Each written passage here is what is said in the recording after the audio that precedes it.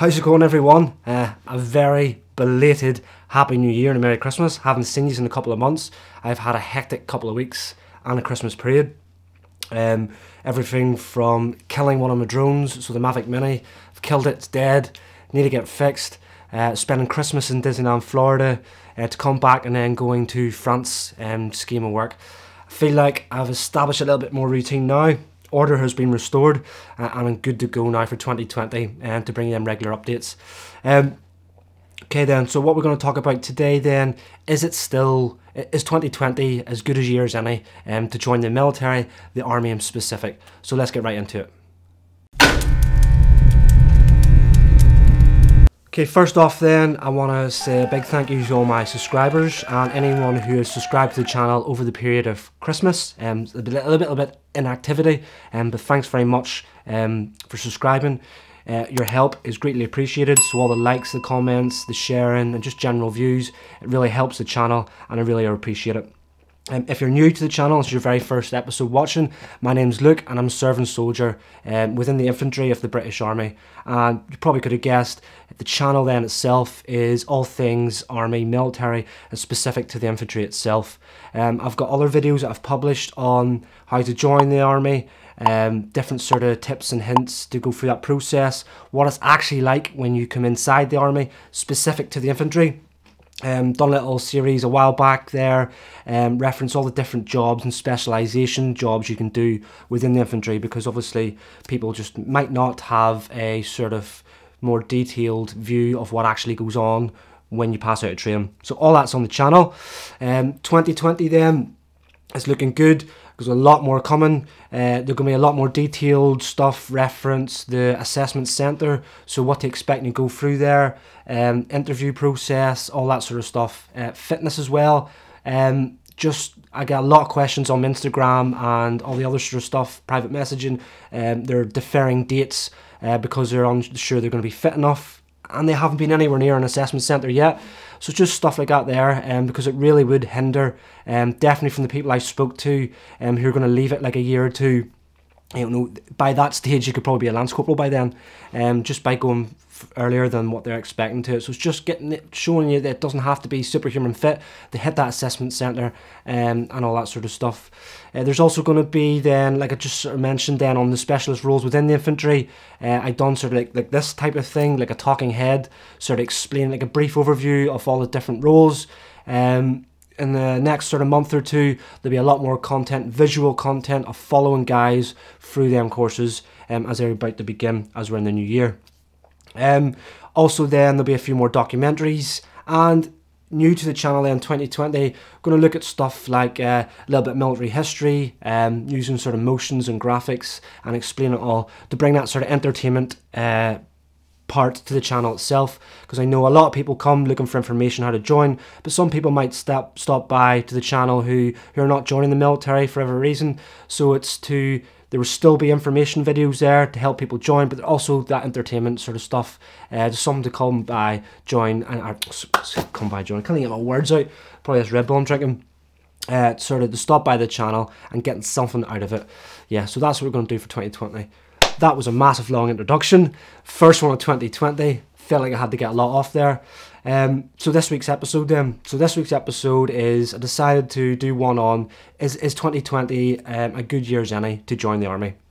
So before I get into answering sort of my question that I've given you, so giving you my couple of points on why I think yes it is, I've put a little piece together, sort of, it's very short, it's only 2 minutes, sort of showing where we were 20 years ago. So if you look at it now, we're in the 1/5 of this century is now complete, 20 years done. There's a lot of stuff that's happened within the 20 years getting us to this point, who would have altered what way we train, what way we fight, just what way the forces are now. So little piece now, it's going to revert all the way back to Christmas Eve 1999 and all the way through to present date. Very short, just to paint the picture. And here it goes.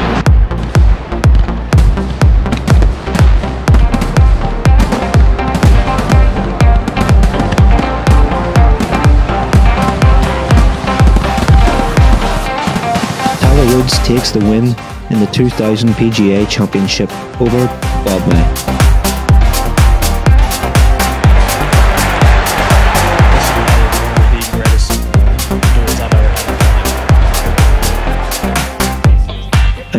before Christian Bale donned the black cape, he was the American Psycho.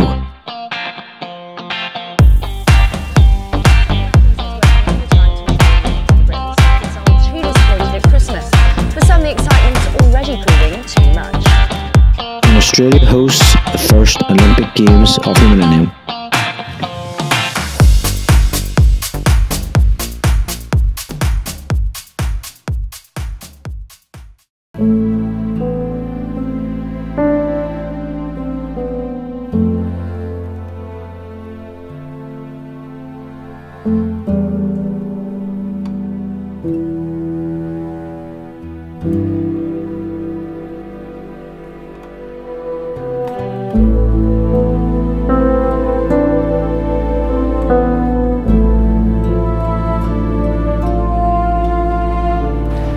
As close as we can get to the base of the World Trade Center. You can see the firemen assembled here, the police officers, FBI agents, and you can see the two towers. A huge explosion now raining debris on all of us. We better get out of the way!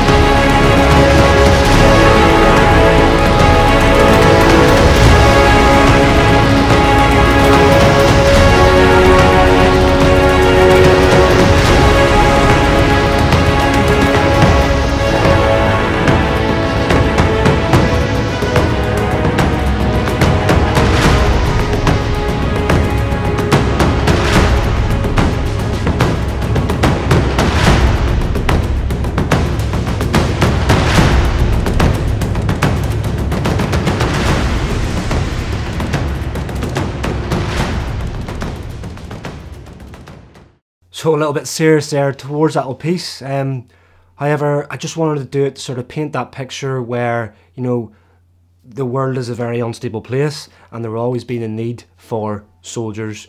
So I sort of find, this isn't totally my own personal opinion, the army soldiers, we tend to disappear away from mainstream media, and when there's not big massive conflicts going on like the previous of this first sort of 2 decades. And then we sort of as a society fall out of love of the military and sort of forget and go, well, what they even do, that's all they do, is go out and do them sorts of things. Yes, 100%, hey, that is our main role, but we have a lot of other roles as well. So just obviously coming off the top, the back of that end of that little sort of B-roll piece is the first thing I'll talk about then. So we've got 2 things and why I think it's still good to join. First one then, to squash it straight away, is operations. So quite clearly there, as you've seen, at the start of the sort of millennia as such, there was obviously Twin Towers, and that was a big massive sort of key event worldwide that sparked a lot of things to sort of happen. Then obviously you had the Iraq invasion as well. So quite a lot going on at the start of this first 2 decades, which then resulted in that obviously busy operational period. So Iraq then was up Telic, and then Afghanistan was up Herat. And then that sort of spaced across the first sort of, you know, we only sort of stopped offensive operations in Afghanistan in January 2014 before we switched across to a different role. It became up total then and like a resolute support, so train, advise and assist. Telic, I am not 100% sure, it wasn't too far off whenever the sort of come to sort of 2010, 11, that sort of era where the sort of Herat was in full role, where Telic started to dip off as well. People would sort of watch on YouTube or read up on books and the stories and all the sort of stuff that happened within them two conflicts, and they would base themselves around joining the military or the army for that reason. And that's 100% correct. A lot of people, there was a massive influx in military registrations within America whenever 9/11 happened, because everyone has that sort of patriotism and wants to do that for their country. Obviously all that sort of ends off, and then naturally you will have a massive group then sort of going, okay, this isn't for me, or whatnot, I'm leaving, and that can also be down to being such a high tempo for operations. So you'd be going on operations for 6 months, do your operation, come back, have a long leave, go back to work, start doing all your initial training again to bring it back up to standard, then straight into pre-deployment training, and then back on an operation. So within that sort of 2-year cycle, that's what you're consistently doing. Now, I know 100% it was for us anyway, because whenever we were part of the 16th Air Assault Brigade, we were in that sort of consistent rotation all the way through. And there'll be another sort of documentary this year following our guys that sort of done that, because they were in Telic 4 or something like that. It was in 2005 anyway, and straight off the back of Telic, straight off the back of that Telic in the year 2005, guys deployed out to Afghanistan, and they were the first British troops in to Helmand province in 2006, and that was only a couple of months off the back of that Telic tour. And then we went into that cycle, so they had a 6-month tour there, came back, then 2008 we went away again, came back, then 2010, 11, so the winter time, just as it switched over into 11, went back again, came back, and then I believe then there was maybe a slightly more of a gap, 2-3 year gap, which then became the Toros, which was in 2014, I want to say, was the first time our battalion went. We switched from that offensive to that now train, advise, assist, and then we've just recently come back again, so 2014, 15, and then 2019 there, we're deployed all through there. So we're heavily involved within Afghanistan, and we certainly were. Now, take a breath. A lot of you then watching that thinks, well, okay, it's all ending now, what would be the point in me joining, blah, blah, blah. There is operations going on all over the world, and yes, it's not going to be like that's the sort of videos you've seen online where people on top of compounds and fighting, heavy fighting artillery coming in, all that sort of stuff. There's a lot more other complex operations going on that you may not know about. STTs is one of them, so it's like small-term training teams. So that's with you have a team, you can range between different sizes, normally maybe let's say 12, 13 guys or girls, depending on your trade and what specification you're bringing to the party, and you'll deploy out to a country, completely self-manage yourself as a small team, get yourselves there, and then you'll start delivering training packages to other foreign armies to allow them to go combat, whether it be terrorism, anti-poaching, all these sort of things. So there's a vast amount of operations still going on. Then you come back to your like sort of mainstream operations that people may think to themselves, that's why I'm joining. Not to mention any names, you just got to look all over the news, everywhere now. The world is an unstable place. We are not anywhere close to world peace. There will always be a requirement for soldiers, and if someone was to join in 2020, if they'd done a full 22-year career, they're out in 2042. You've seen everything that's happened in the past 2 decades. What's going to happen in the next ones. You could be fighting in space for all we know. There is going to be busy, there's going to be operations. Went off a little bit of tangent, but it's just the sort of it's how you look at the way the operations are. There is 100% loads of different diverse operations out there, and you will deploy if you come to the British Army. Next then, which is a big major thing, is modernisation. Our army has modernised so much over the last 2 decades, and this would also be a sort of key factor on maybe people leaving in the past, during the sort of op cycles and stuff, because before that sort of kicked in, you had that sort of the old style of army. If everyone like Bad Lads Army, or not as far back as that, but if there had been a spot of dirt on your boots on parade, straight away there was an guy. You had loads of work parades. If you don't know what a work parade is, it's like you do your whole work during the day, then after work you'll come back down and just do sort of stupid jobs like paint curbs and sort of pick up leaves that are blowing around in the winter, or sweep up snow, that type of stuff in the winter, just stuff to really mess you around. Then flicking back to operations, we enter into the operations cycle. A lot of the people who were either rangers, jocks, privates, fusiliers, whatever your rank is called, were straight into them sort of conflict zones, and they're pretty much 50, 60, 70% of their career was spent on them cycles. So all of them people now are on middle management or higher leadership roles.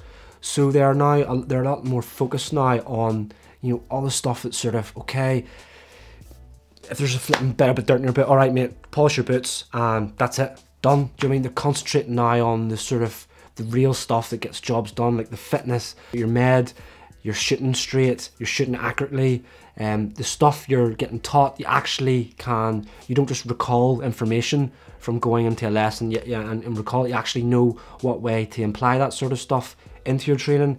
And the training itself as well is so modernised, where everyone now is a lot, I'm not saying people weren't keen in the past, but definitely everyone's more involved in it. A lot more people can speak, whereas I think it used to be sort of one person teach a lesson, that would be it, and it'd be sort of pointed down to you, whereas now is sort of platoons and squadrons, or however way you operate if you're in the military.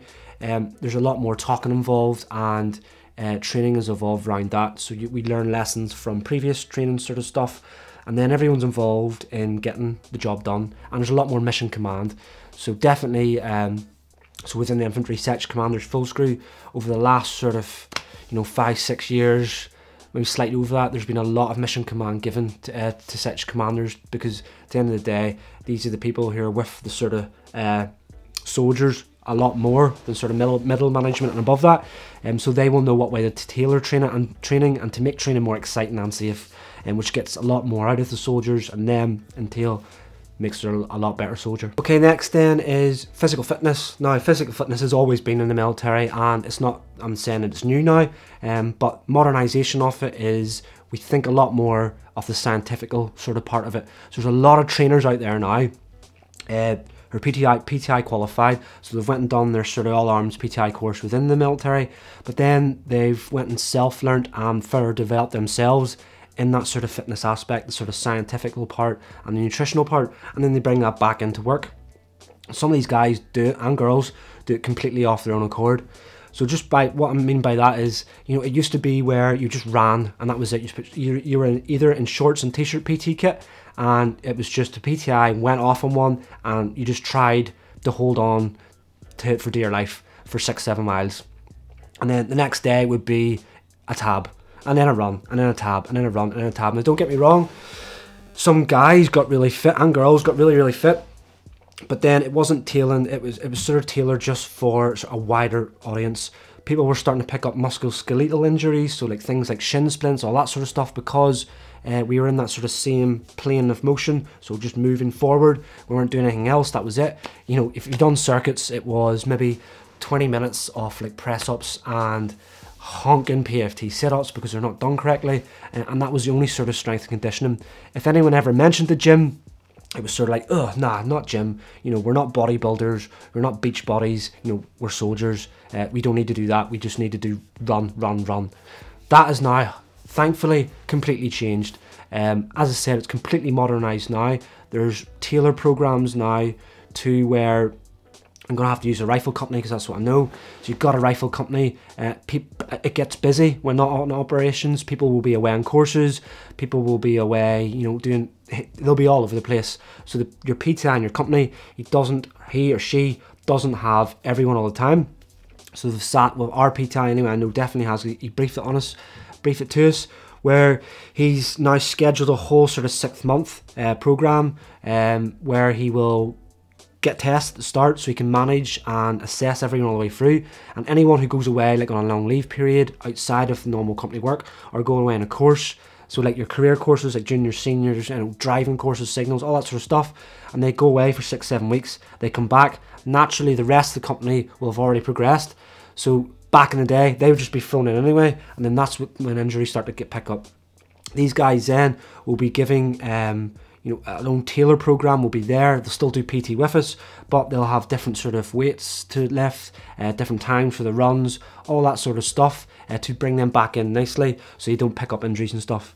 And realistically, it's physical fitness has changed a lot. Everyone knows and does it a lot more than what we used to. Used to be just flipping get blitzed in an athlete every single night, even during the week.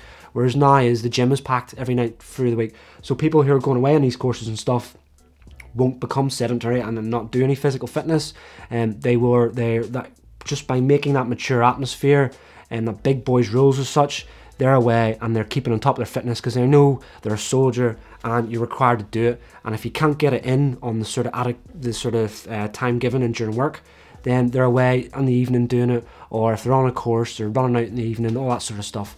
So realistically, just by making that sort of mature atmosphere, that sort of ticks itself in the box anyway.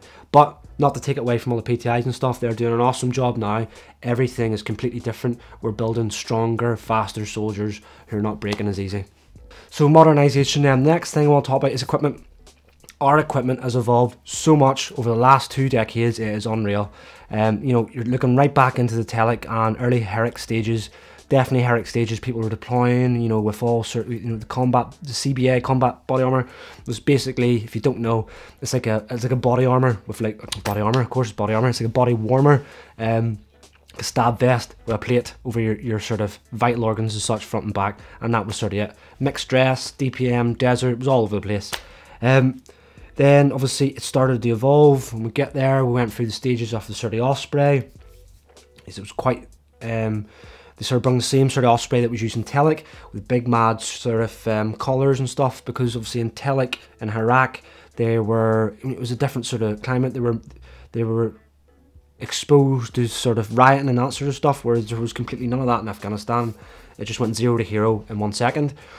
So Osprey then started to evolve as well. And then I think it was around 29, I think it was around 2009, 2010, then we switched from the sort of desert DPM and then the desert stuff to MTP, so the multi-terrain pattern is what you see nowadays.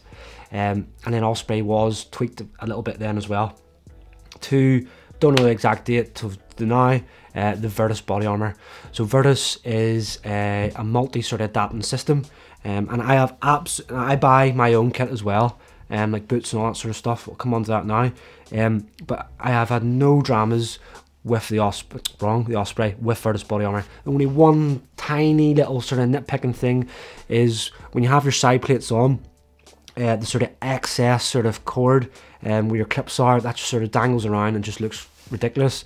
That is the only thing. I think Virtus is brilliant. You can adapt all the way down to sort of like a plate carrier, depending on what operation you're on, and then build that right up. So side plates, front, back plates for like stuff like Toro, right there. Even then, if you were to go into sort of a riot environment, then the collars can come up, the shoulders can come down. You got a mandible then for your helmet, just to get you away from the sort of olden day sort of up banner style where it just steamed up and stuff. So it's completely sort of modular and different, and I 100%, I think it's brilliant. Obviously, I also provide like a Bergen and like a webbing and stuff, which is good. It's good issued stuff. People like to keep with issued stuff, and now I think we've got to a stage now where it's good and it does its job. People aren't having to go away and get loads of other stuff, because that stuff's good. And their day sacks, they've got different sizes of day sacks, because we now acknowledge that I don't need to pack in my day sack the same amount of stuff I would be in a 3-day patrol for just a normal sort of short patrol outside a base or beside a wagon, because most of the stuff is going to be in the wagon. Definitely, if you were sitting here now and hadn't started a career yet, and you were going to start your career, and you've got that sort of 22 years in front of you for now, there's a lot of sort of high sort of tech sort of stuff going on regards to bringing really state-of-the-art kit to the battlefield itself. Accommodation. So it's a touchy subject because I think not everyone has yet moved into the sort of modernised accommodation as it is now. But things like, what I mean by modernisation, so Mari quarters and stuff. So I think the army now realises that, recognises that not everyone is going to get married now. And, in this modern age, people come into relationships and they could either go their whole life and become that partnership, and just never get married. So, but you know, historically, then the military don't recognise that sort of spouse as, you know, your next of kin and such, and you're not entitled to a house and all that sort of stuff. So if you were if you lived in the south of England and suddenly you're posted to the most northerly spot you can go in Scotland, that partner then wouldn't be able to come with you unless you know, you rented a sort of a private property or bought your own house up there. Then they would come, but the army wouldn't provide anything. So that's changed now with housing. If you've got sort of a long-term partner and you have sort of kids at home, you don't necessarily have to have the kids, but if you did as well, you can now have one of these sort of married quarter, which I think they're going to have to change names now, because they don't have to necessarily be married to get one of them. Now, they come in all sorts of different shapes and sizes, and currently I'm in I think the lowest grade off one. It's very, very small. However, you know, you get what you're paying for. You know, I am now I'm in Shropshire, so I think the local sort of rent for a house in Shropshire, if you're just a private rent, you're anything on upwards of £800 a month, and that's without touching any sort of anything else, gas, electric, all that sort of stuff, just for your rent. The rent for this house, sorry, and then that's not also not including council tax, add another 120 quid on for council tax, so you're near touching sort of £900. The house I'm in now, for council tax and the rent, is £200, and that's it. And then obviously then I add on all the other stuff that I need to do, like Sky, gas, all that sort of stuff. So £200 a month. You know, it's good, and they're well built houses. Obviously they're extremely old. I think this flipping thing was in the Boer War, but it still stands, and it just puts that roof over your head. And it also provides you then, if you are in a long-term relationship or you're married, it provides you to sort of what am I going to say, like the sort of safety blanket or whatnot, to start saving up to get on that property ladder, because you're paying absolutely nothing for these things. And then there's also all different, we're not going to get into the sort of bonuses and stuff that the army can give you, but there's also other stuff that the army can help you get your own property. So if anything, then you can make another investment while you're inside the military as well. Accommodation then for people inside camp. So mine then, not going to go too much into, because obviously if my house is like the lowest grade, of course the camp is going to be a lowest grade as well. But we are due to move in 2025, I believe anyway. No idea where we're going, but it's this whole sort of new accommodation model that the army's running, and will be moved somewhere around the UK anyway. And definitely when we do move, it will be into modern accommodation. People have had the modern accommodation now for years, so it's like slam. I don't know what phase they're into now, but a soldier would live in a sort of block of flats as such, so they'll walk into their corridor and you'd have sort of 4 rooms with a communal kitchen, and inside that room everyone has an ensuite, so a shower, a toilet, and then they have a space then to live. I think it's double bed size, I'm not sure, and then a little office, like a desk area to do any sort of work and stuff. So it's pretty, you know, it's pretty swanky, and that's all there. So 100% modernisation. We are a modern army now. So much has happened over the past 2 decades, and all them key factors. And so, like, all the ones I sort of touched on are the sort of main ones I decided to pick out, but there's a lot more, and it's just hard to sort of explain here now. But definitely, it's a modern thinking, you know, different organisation now, and it has evolved so much. So that's it for this week's video. Like I said, anything before, if you have any questions and you don't want to leave it down the comment section down here, Instagram and Facebook, and more on the Instagram for DMs, and straight away I'll get on there and give you as much help as I can. Obviously infantry is my specialisation, so anything regards to even my regiment, the Royal Irish Regiment, or just infantry in general, I'll have a whole stack of stuff there for you. If it's just the sort of army, I've been 13 years now, and I've worked with all different units and seen a little bit more of the wider army, so I can still provide you information on what way to sort of prep yourself mentally, physically, whatever it is. Get on there and ask. And that is us. So please, if you got anything out of this, like, subscribe, and tell someone who is maybe thinking about joining. Pass this video on to them. It helps me out, it helps the channel out, and I will see you again next time.